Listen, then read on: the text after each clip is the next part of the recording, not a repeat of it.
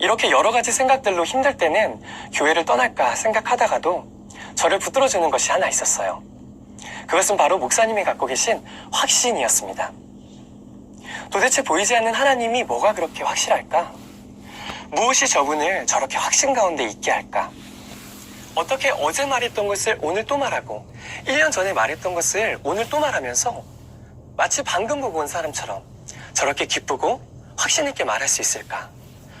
이 질문에 대한 답을 꼭 알고 싶다 하는 마음이 저를 붙들어 주었어요. 목사님께서는 우리가 하나님을 찾아가는 것이 아니라 하나님이 직접 사람이 되셔서 인간의 역사 속으로 찾아오셨다고 하셨어요. 그리고 이 말씀을 들을 때 하나님이 나를 찾아오셨구나 하는 생각이 들면서 두려워했던 마음이 조금씩 녹기 시작했어요.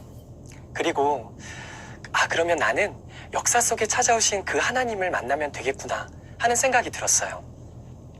목사님께서는 인간의 역사 속으로 찾아오시는 그 하나님을 우리가 알아볼 수 있도록 구약 성경을 통해 미리 예언해 두셨다고 하셨는데요.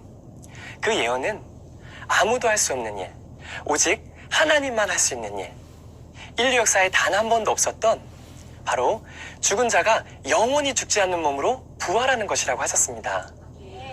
저는 만일 인류 역사에 부활하시는 분이 있다면 구약 성경에 예언된 것과 같이 그분이 하나님일 거라는 생각이 들었어요. 그리고 예수님이 정말 부활하셨는지 확인하고 싶어졌죠. 그런 저에게 하나님께서는 부활을 목격한 증인들을 보여주셨어요.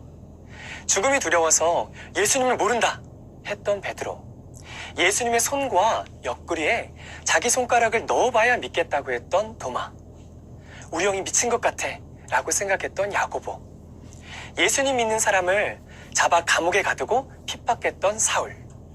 그런데 예수님이 십자가에 죽은 지 불과 몇 개월도 지나지 않아 이들의 삶이 순식간에 바뀌어 예수님의 부활을 증거하는 사람들로 변화된 거예요. 도대체 이 사람들에게 무슨 일이 일어난 것일까? 더 놀라웠던 것은 이들이 자기 목숨을 버리면서까지 예수님의 부활을 전했던 것이었어요. 이것이 성경이 아닌 다른 역사책에도 기록되어 있더라고요. 제가 제자들에게 질문을 해보았어요.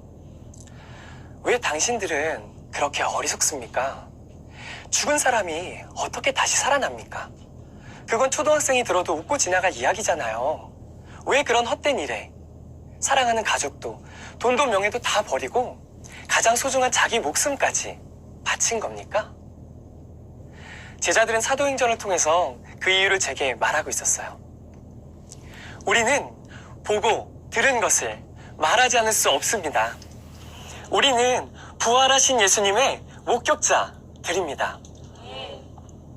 이것을 보면서 제자들이 자기 목숨을 버리면서까지 예수님의 부활을 전했던 단 하나의 이유는 그들이 직접 보았고 들었기 때문이란 사실을 알게 되었습니다.